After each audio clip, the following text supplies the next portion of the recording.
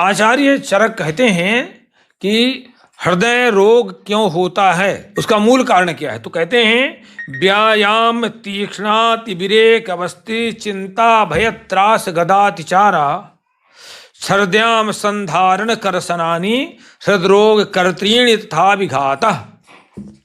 अत्यधिक शारीरिक और मानसिक परिश्रम ये एक मूल कारण है।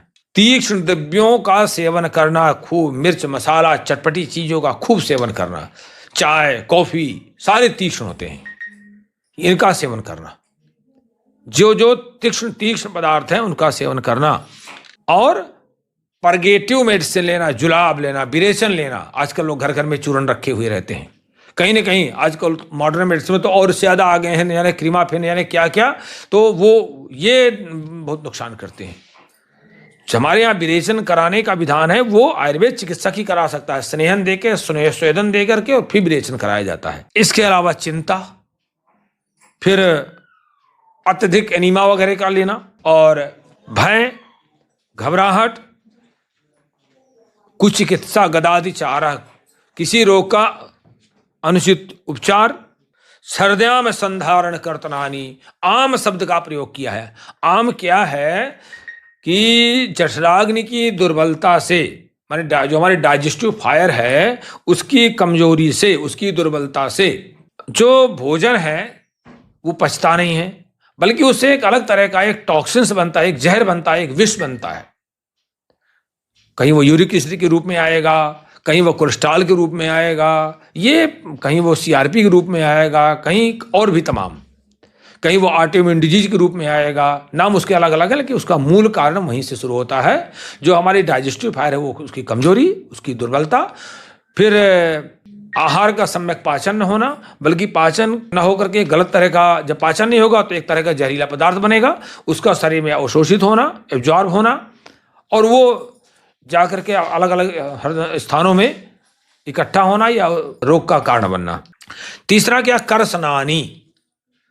आजकल ये बहुत दवाइयां चल गई हैं, शरीर कैसे दुबला हो, तो पौष्टिक आहार नहीं लेना है, सलाद खाना है, सलाद खिलाया जाता है। आजकल नई नई चीजें चल गई, सलाद सबसे ज्यादा खाओ, हम इस पर भी चर्चा करते रहते हैं।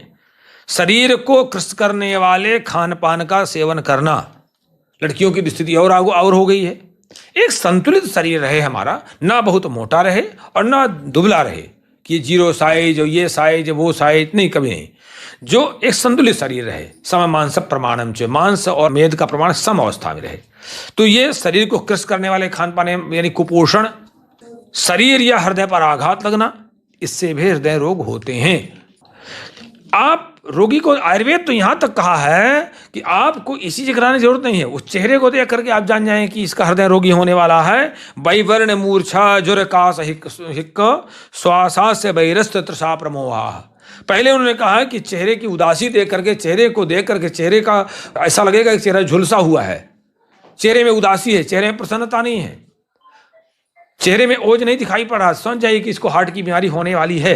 क्योंकि प्रशमो दुख है, तब उन्होंने कहा ना कि दुख के हटाने के साधन मिटाना चाहिए और ज्ञान और शांति का मार्ग धारण करना चाहिए। तो ये कारण बनते हैं। हमें बहुत जो अत्यधिक शारीरिक और मानसिक परिश्रम नहीं करना चाहिए। एक सिस्टम बना हुआ है, आजकल तो चाय कॉफी का सेवन करके और भी तमाम एनर्जिक ड्रिंक आ गए हैं, उनको सेवन करके बॉडी को टोन अप करके काम लिया जा रहा है शरीर से। बिल्कुल नहीं करना चाहिए। शरीर को अगर हम रजोगुण से मुक्त होकर के, तमोगुण से मुक्त होकर के सतोगुण के मार्ग में चलते हुए हम अगर कार्य करते रहते हैं तो बिल्कुल भी तनाव नहीं होता, शरीर थकता नहीं है।